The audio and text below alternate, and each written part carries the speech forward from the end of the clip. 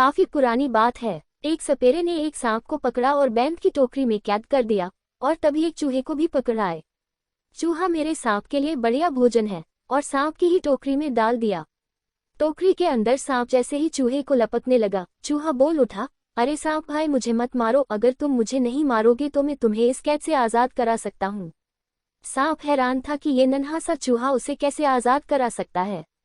जब मैं इस कैद से निकलने में कामयाब नहीं हो सका तो तुम मेरी क्या मदद कर सकते हो? देखो मुझे बहुत जोर से भूख लगी है, फिर तो क्या फायदा, मुझे खाकर यूं भी तुम्हारा पेट भरने वाला नहीं। अगर तुम मुझे बख्श दो तो मैं तुम्हें आज़ादी दिला सकता हूँ। फिर जितना दिल चाहे जहाँ दिल चाहे तुम भर पेट खाना खा सकते हो।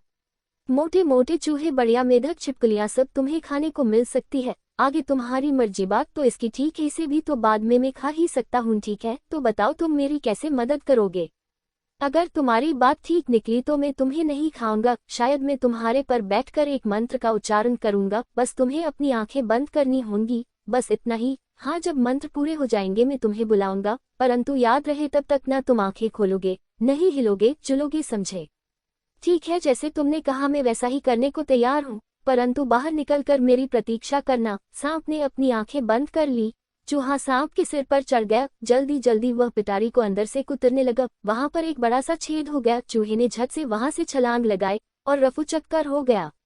और थोड़ी देर बाद सांप ने अपनी आंखें खोली और वह भी छिद्र में से नीचे सरक लिया। आजादी का भी अपना मजा है तो, पर अभी तो भूख बहुत सता रही है। अरे वो मूर्ख कहाँ गया? शैतान शायद भाग गया है। जाएगा कहाँ? अभी ढूंढता हूँ उस नटखट शैतान को। और वे चूहे को इधर उधर तलाशने लगा, परंतु चूहा तो कहीं खो गया था। कुछ दिनों के बाद सांप को चूहों का एक बिल नजर आया। वे समझ गया कि जरूर चूहा इसी बिल में होगा और जल्दी ही चूहे की मुंडी उसे वहां नजर आई। ये धोखेबाज यहाँ है, अब ये मुझसे बचकर कहाँ जाएगा?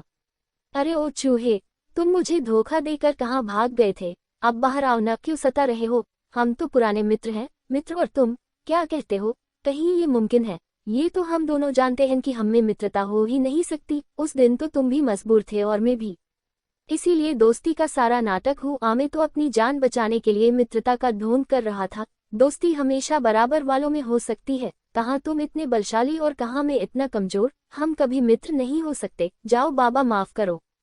ये तो बहुत समझदार है, इसे झांसा देना अब मेरे बस की बात नहीं। अब मुझे कहीं और अपना भोजन तलाश करना चाहिए।